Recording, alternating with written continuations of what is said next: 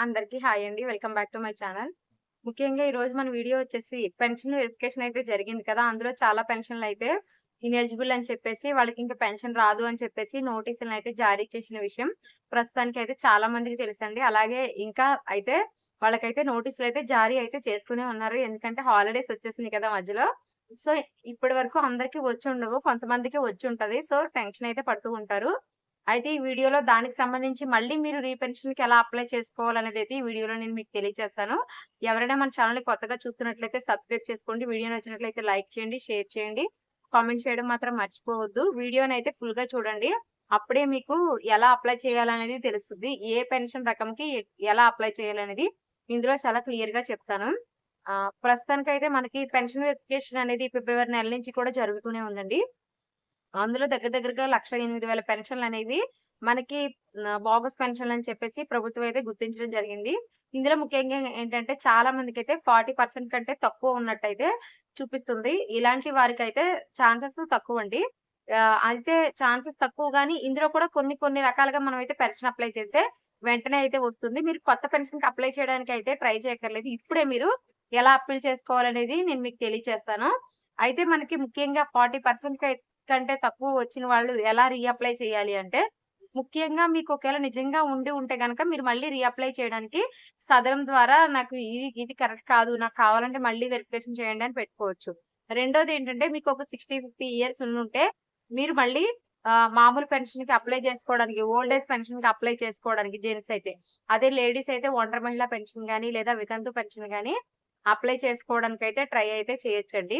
ప్రస్తుతానికైతే మనకి old age పెన్షన్‌కి సంబంధించి దానిలోకి మార్చడానికి గవర్నమెంట్ అయితే ఒక అవకాశాన్ని ఇచ్చింది. ఎవరైనా ఇందులో 60 సంవత్సరాలు దాటిన వాళ్ళకి గవర్నమెంటే అఫీషియల్‌గా అయితే ఈ పెన్షన్‌ని ఓల్డ్ ఏజ్ పెన్షన్‌లోకి అయితే మారుస్తుందండి. సో, ఇబ్బంది లేదు. దానికి సంబంధించిన ప్రూఫ్స్ అవి అడుగుతారు. మామూలుగానే మనకి క్యాస్ట్, ఇన్‌కము అలాగే మనకి ఆధార్ కార్డు, ఇంకా ఆధార్ అప్‌డేట్ సర్టిఫికేటు ఇలా రేషన్ కార్డు ఇవన్నీ ప్రూఫ్స్ కింద అడుగుతారు మనకి. Aadhaar card update history, phone number link ఇలాంటివి అడుగుతారు. వాటి ద్వారా మనకైతే చేసేస్తారు. అయితే ఇంకొకటేంటి మనకి పర్టిక్యులర్‌గా చాలా మంది ఇందులో వితంతు పెన్షన్‌లు, ఒంటరి మహిళా పెన్షన్‌కి అప్లై చేయాల్సిన వాళ్ళు ఉంటారు కదా! వీళ్ళకైతే కంపల్సరీ ప్రూఫ్ అయితే అవసరం ఉంటుందండి.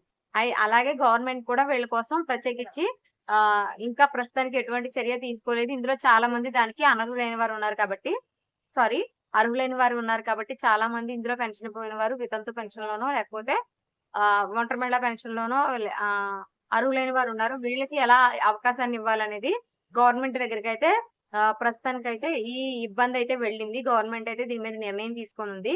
సో, మీరెవరు కంగారు పడొద్దు. కంపల్సరీ ఈ వితంతువులకి అలాగే ఒంటరి మహిళలకు కూడా ఇక్కడ ఈ విధంగా అయితే పెన్షన్ అయితే మార్పు చేయడం జరుగుతుందని గవర్నమెంట్ నుంచి మంచి న్యూస్ అయితే రాబోతున్నట్లయితే సమాచారం అండి.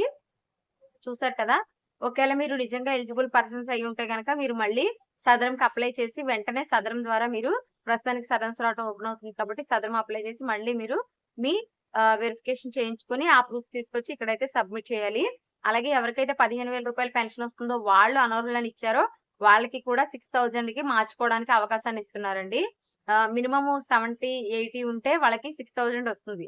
అదే వాళ్ళకి 100 ఉంటే మాత్రమే 15,000 అనేది ఇస్తారు. సో, 100 అనేది లేకపోయి ఉంటే గనక మీరేం కంగారు పడొద్దు. ఒక 70, 80 ఉండి మస్క్యులర్ డిజార్డర్ అయ్యుంటే 6,000 అయితే అనేది వస్తుందండి. సో, మీరు కంగారైతే పడొద్దు. కంపల్సరీ పెన్షన్ అనేది వస్తుంది. కాకపోతే తక్కువొస్తుంది అంతే తేడా. పెన్షన్ అనేది పూర్తిగా పోదు.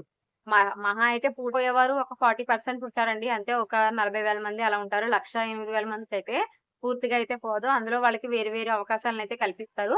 ఆ విధంగా వాళ్ళ పెన్షన్‌ని కంటిన్యూ చేస్తారు. కంగారు పడాల్సిన అవసరం లేదు. ఎందుకంటే ఆ విధంగా ఇవ్వడం వల్ల గవర్నమెంట్‌కి లాస్ ఏముండదు. సగం అమౌంట్ మిగులుతుంది. అలాగే వ్యతిరేకత కూడా తగ్గుతుంది. ఏదో ఒక పెన్షన్ అయితే ఇస్తున్నారు. ఎందులో దాంట్లోనే సానుకూలంగా ప్రజలు స్పందిస్తారు కాబట్టి ఈ నిర్ణయాన్ని గవర్నమెంట్ తీసుకుంది.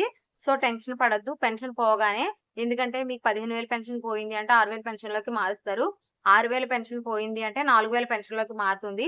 మహా అయితే ఒక 40% అందులో కంపల్సరీ నిజంగా వాళ్ళు ఇనెలిజిబుల్ అయ్యి ఉంటారండి. వాళ్ళకి మనం ఏదైనా చేయాలి అనుకోవడం కూడా తప్పే. ఎందుకంటే గవర్నమెంట్ సొమ్ము కూడా మన సొమ్మే కాబట్టి. ఇది నా ఉద్దేశం. తప్పుగా అనుకోవద్దు. ఇంకా ఏమైనా డౌట్స్ ఉంటే కామెంట్ సెక్షన్‌లో తెలియచేయండి. Thanks for watching. బై.